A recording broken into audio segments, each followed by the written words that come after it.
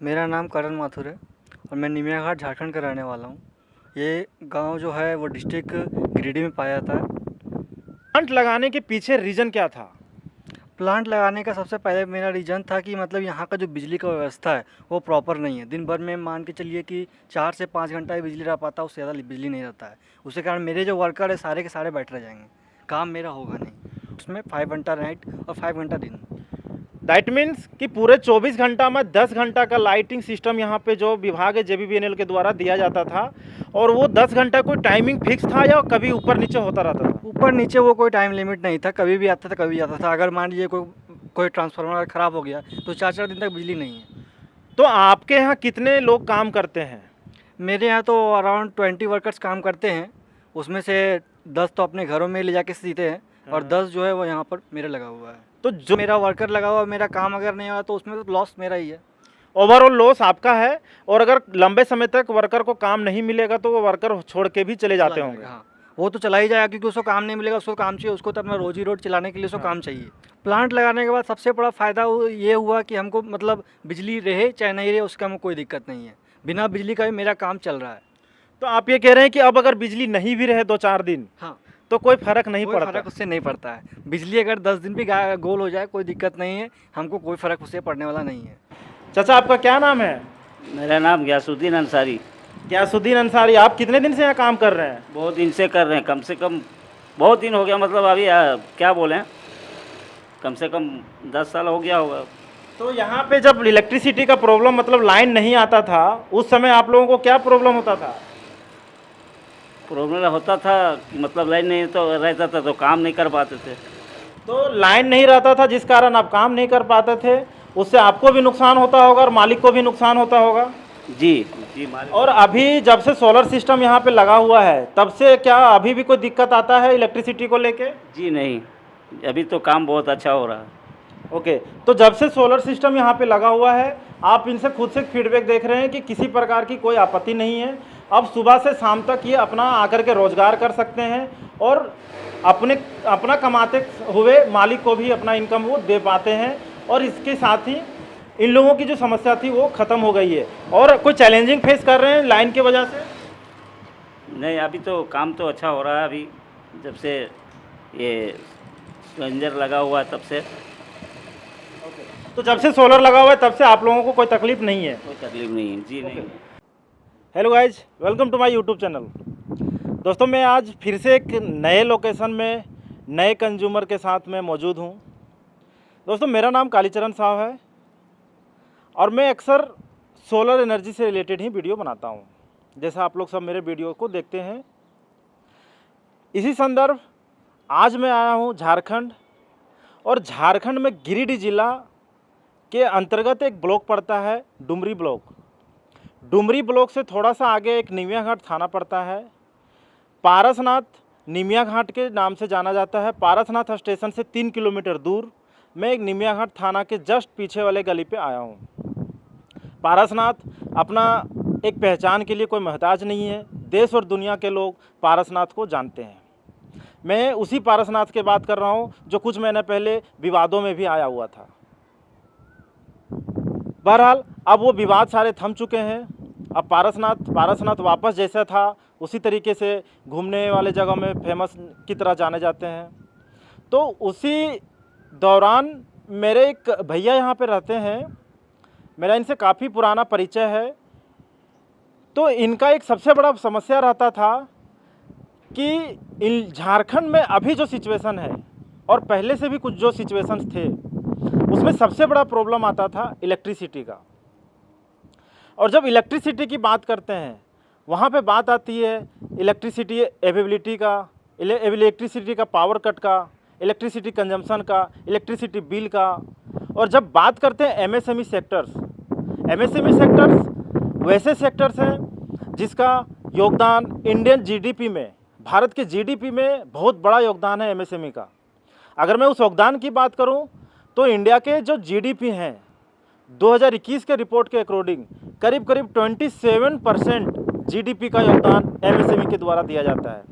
MSME मतलब छोटे sectors, लघु उद्योग। एमएसएमई का एक छोटा सा कारोबार चलता है उस कारोबार के अंतर्गत यहाँ पे पेटीकोट का मैन्युफैक्चरिंग किया जाता है।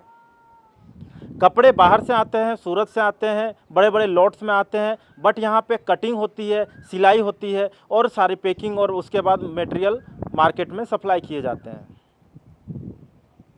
गाइज, जो सबसे बड़ा चैलेंजिंग आता है एमएसएमई सेक्टर्स को, वो कुछ इम्पोर्टेंट पॉइंट से मैं आपको बताता हूँ।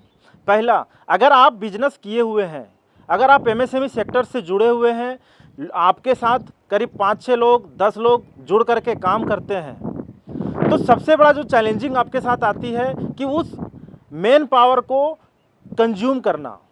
आप मेन पावर को एज पर सैलरी रखते हैं, एज पर पीसेस पे रखते हैं। तो एमएसएमई का जो सबसे बड़ा चैलेंजिंग आता है कि अपने जो स्टाफ है उस स्टाफ को प्रॉपर काम देना, प्रॉपर सैलरी देना, और उससे जो भी इनपुट आता है वो आपको अपने महीने के अंत में पता चलेगा कि हमारे स्टाफ ने कितने काम किए हैं, उसमें से आपको कितना प्रॉफिट होता है। तो इन सारी चीज़ों को देखते हुए जब सबसे बड़ी चीज़ आती है चैलेंजिंग, वो इलेक्ट्रिसिटी को लेकर के आती है। अगर इलेक्ट्रिसिटी आपके यहाँ अवेलेबल है तो आप अपने स्टाफ को बैठा करके नहीं रखेंगे, ना रखने की आपको कोई आवश्यकता पड़ेगी। बट अगर इलेक्ट्रिसिटी अवेलेबल नहीं है, इलेक्ट्रिसिटी जो सबसे बड़ा चैलेंजिंग बन के अभी उभरी हुई है, इधर वो झारखंड हो, बिहार हो, यूपी हो, बंगाल हो, झारखंड में कुछ ज़्यादा चैलेंजिंग है इलेक्ट्रिसिटी का। तो अगर आपका मैन पावर 8 घंटे में से 4 घंटे या 3 घंटा बैठ जाता है, दैट मीन्स कि आपका जो मैन पावर से आने वाला प्रॉफिट था वो प्रॉफिट आप कहीं ना कहीं लॉस करते हैं। तो उसी दौरान यहाँ के जो उपभोक्ता है उनके द्वारा मेरे साथ संपर्क किया गया। उनका जो समस्या था, मैं उस समस्या का समाधान करने के लिए मैंने यहाँ पे लूम सोलर का 550 watt half cut shark panel system में 5 kVA का सिस्टम लगाया हूँ। यहाँ पे जो मेरा लोड एनालिसिस था, उस लोड एनालिसिस के अकॉर्डिंग इनके घर पे इनके जो मशीन का लोड आ रहा था इन अराउंड अप्रोक्स 3 kVA का लोड आ रहा था। बट कंज्यूमर का कहना था कि मैं घर का भी अप्लाइंसेस यूज करूंगा, उसीलिए मैंने यहाँ पे 5 kVA का कंप्लीट सोलर सिस्टम लगाया हुआ है, of grid solar system. Of grid solar system मैं वापस अपडेट कर दूं, ऑफ ग्रिड सोलर सिस्टम में बैटरी इन्वॉल्विंग रहती है, यहाँ पे ऑन ग्रिड सिस्टम नहीं है। ऑन ग्रिड सिस्टम में वो ग्रिड के साथ कनेक्टेड रहता है, जहाँ पे बैटरी का कोई इन्वॉल्विंग नहीं रहती है। तो ये कंप्लीट 5 kVA का सोलर सिस्टम यहाँ पे लगा हुआ है। और इससे उपभोक्ता को क्या क्या फ़ायदा हो रहा है, कितने दिनों से ये सोलर सिस्टम चल रहा है, ये सारी चीज़ें मैं आपको बताने का प्रयास करूँगा। तो गाइज, अब मेरे साथ यहाँ का उपभोक्ता जुड़ गए हैं। सबसे पहले मैं इनका इंट्रो लेता हूं, उसके बाद इनसे सोलर सिस्टम लगाने से पहले क्या चैलेंजिंग थी, सोलर सिस्टम लगाने के बाद इनको क्या क्या फ़ायदा हो रहा है, मैं इनसे खुद जानने का प्रयास करूंगा। तो आप अपना नाम, परिचय और यहाँ का एड्रेस एक बार मेरे व्यूवर्स को बताएं। मेरा नाम करण माथुर है और मैं निमिया घाट झारखंड का रहने वाला हूँ। ये गांव जो है वो डिस्ट्रिक्ट गिरिडीह में पाया जाता है। ओके, तो करण जी, आप मुझे बताइए ये सोलर सिस्टम कितने महीनों पहले आपने लगवाया है? ये अराउंड 3 मंथ्स पहले लगाया है मैंने। तो अभी मई का मंथ चल रहा है, मतलब मार्च के आसपास में आपने ये प्लांट इंस्टॉलेशन कराया है, है ना? तो मार्च के आसपास में आपने ये प्लांट इंस्टॉलेशन कराया है। और प्लांट लगाने के पीछे रीज़न क्या था? प्लांट लगाने का सबसे पहले मेरा रीज़न था कि मतलब यहाँ का जो बिजली का व्यवस्था है वो प्रॉपर नहीं है। दिन भर में मान के चलिए कि 4 से 5 घंटा ही बिजली रह पाता, उससे ज़्यादा बिजली नहीं रहता है। उसके कारण मेरे जो वर्कर है सारे के सारे बैठ रह जाएंगे, काम मेरा होगा नहीं। ओके, तो गाइस, आप ये करण जी से सुन पा रहे हैं कि जो दिन की जो इलेक्ट्रिसिटी सिस्टम था उसमें 4-5 घंटा ही लाइट मिल पाता था ओवरऑल पूरे दिन मिला के। हाँ, पूरे दिन 24 आवर्स में 5 घंटा नाइट और 5 घंटा दिन। दैट मीन्स कि पूरे 24 घंटा में 10 घंटा का लाइटिंग सिस्टम यहाँ पे जो विभाग है JBBNL के द्वारा दिया जाता था। और वो 10 घंटा कोई टाइमिंग फिक्स था या कभी ऊपर नीचे होता रहता था? ऊपर नीचे वो कोई टाइम लिमिट नहीं था, कभी भी आता था कभी जाता था। अगर मान लीजिए कोई ट्रांसफार्मर ख़राब हो गया तो 4-4 दिन तक बिजली नहीं है। तो आपके यहाँ कितने लोग काम करते हैं? मेरे यहाँ तो अराउंड 20 वर्कर्स काम करते हैं, उसमें से 10 तो अपने घरों में ले जाके सीते हैं और 10 जो है वो यहाँ पर मेरे लगा हुआ है। तो जो 10 वर्कर घर ले जाते हैं कपड़ा सिलने के लिए, वो ज़्यादा टेंशन दे आपको नहीं देता है। बट जो वर्कर आपके घर पे आते होंगे डेली काम करने के लिए और वो काम करके नहीं जा पाते होंगे, तो कहीं ना कहीं आपको अफसोस होता होगा। हाँ ज़रूर, काम जब मेरा वर्कर लगा हुआ, मेरा काम अगर नहीं हुआ तो उसमें तो लॉस मेरा ही है। ओवरऑल लॉस आपका है, और अगर लंबे समय तक वर्कर को काम नहीं मिलेगा तो वो वर्कर छोड़ के भी चले जाते होंगे। हाँ, वो तो चला ही जाएगा क्योंकि उसको काम नहीं मिलेगा, उसको काम चाहिए, उसको तो अपना रोजी रोटी चलाने के लिए उसको काम चाहिए। जी हाँ। तो गाइज ये एक बहुत बड़ा चैलेंजिंग आता है, एमएसएमई सेक्टर्स को पुशअप करना है तो वहाँ पे क्या है, इलेक्ट्रिसिटी का अवेलेबिलिटी होना चाहिए। तभी जो मालिक होते हैं वो और इन्वेस्ट करने के लिए भी प्लान करते हैं और वर्कर को भी जॉब देने की प्लानिंग करते हैं। बट अगर इलेक्ट्रिसिटी अवेलेबल नहीं है तो एक मात्र विकल्प है, या तो आप सोलर सिस्टम में जाएं या तो आप डीजल का इस्तेमाल करें जनरेटर लगा करके। बट अगर आप डीजल का इस्तेमाल करते हैं जनरेटर लगा करके तो वहाँ पे फ्यूल का कॉस्टिंग आता है, पर्यावरण दूषित होता है। तो ये एक ऐसा साधन है सोलर सिस्टम जहाँ पे आप इको फ्रेंडली इसको यूज कर पाते हैं। तो प्लांट लगाने से पहले जो सबसे बड़ा चैलेंजिंग आपको आता था कि आपका लेबर काम नहीं कर पाता था प्रॉपर, प्लांट लगाने के बाद आपको क्या क्या फ़ायदा हुआ वो हमारे व्यूअर्स को बताएं। प्लांट लगाने के बाद सबसे बड़ा फ़ायदा ये हुआ कि हमको मतलब बिजली रहे चाहे नहीं रहे उसका हमको कोई दिक्कत नहीं है, बिना बिजली का भी मेरा काम चल रहा है। तो आप ये कह रहे हैं कि अब अगर बिजली नहीं भी रहे 2-4 दिन, हाँ, तो कोई फर्क नहीं कोई पड़ता। फ़र्क उससे नहीं पड़ता है। बिजली अगर 10 दिन भी गोल हो जाए कोई दिक्कत नहीं है, हमको कोई फ़र्क उससे पड़ने वाला नहीं है। तो गाइज आप ये खुद इनसे सुन रहे हैं कि अगर 10-10 दिन तक बिजली नहीं है फिर भी इनका वर्कर्स एक भी बैठा नहीं रहेगा। कंज्यूमर जो सप्लायर है ऑन टाइम डिलीवरी देंगे। ऑन टाइम डिलीवरी अगर आप एमएसएमई सेक्टर्स में देते हैं दैट मीन्स आप एक अच्छा बिजनेस कर पा रहे हैं। मैं सही कह रहा हूँ? हाँ, क्यों नहीं।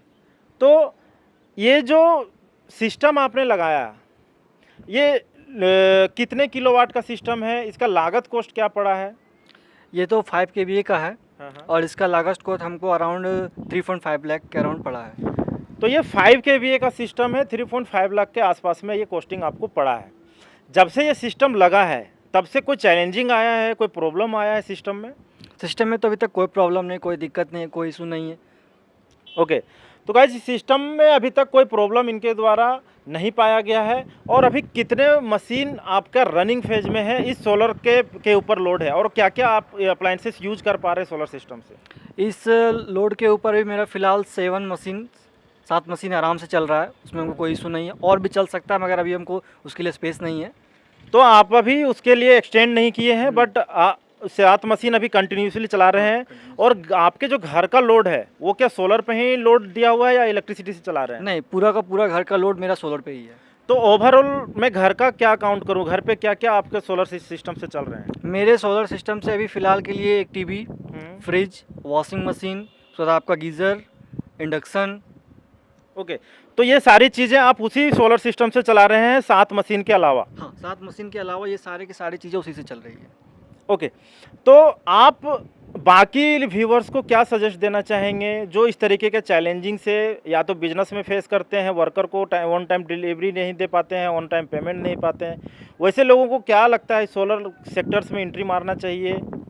वैसे लोगों को वाकई में सोलर में एंट्री करना मारना चाहिए क्योंकि उससे बहुत सारा फ़ायदा है। हम कस्टमर को आराम से उसको डील कर सकते हैं, उसको हम ज़्यादा से ज़्यादा कस्टमर तक हम ही पहुंच सकते हैं। उससे दुकानदार का भी फ़ायदा और जो कस्टमर उसका भी फ़ायदा है। और जो लोकल जो रोज़गार, जो आज के वक्त में रोज़गार बहुत बड़ा मुद्दा है, वो रोज़गार आज के वक्त में बहुत बड़ा।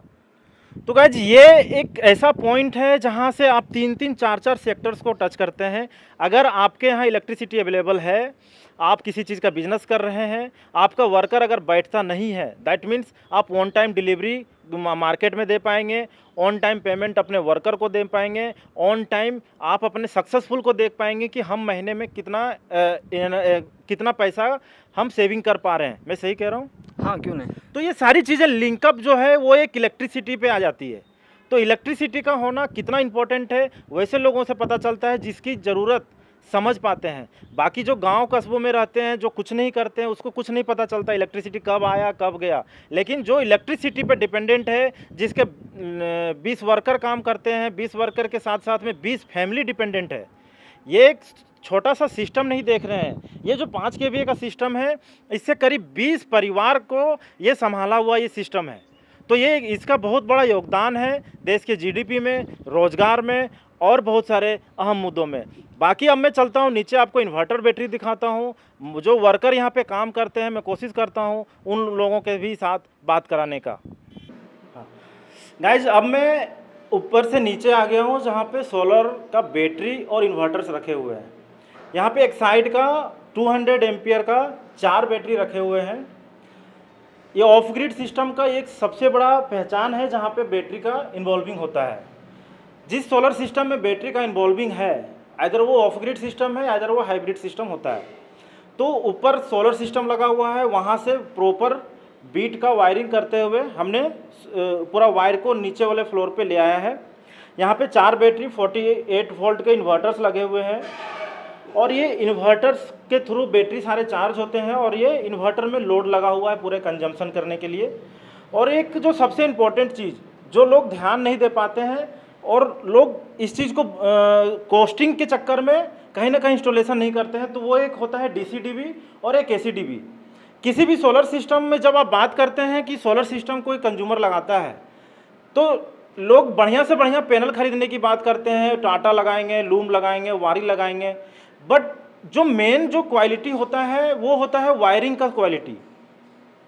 अगर आपने महंगा से महंगा सिस्टम लगा दिया, प्रॉपर इंस्टॉलेशन नहीं कराया है, प्रॉपर इंफ्रास्ट्रक्चर में पैनल को स्टैंड नहीं कराया है, प्रॉपर वायरिंग नहीं कराया है, तो आप सोलर सिस्टम लगाने के लिए मतलब कि विशेष ज़्यादा आप फोकस आपको नहीं करनी चाहिए। फिर सिर्फ छत पे पैनल लगा देना, बैटरी चार्ज कर लेना जैसे तैसे, वो एक प्रॉपर सोलर सिस्टम की पहचान नहीं है।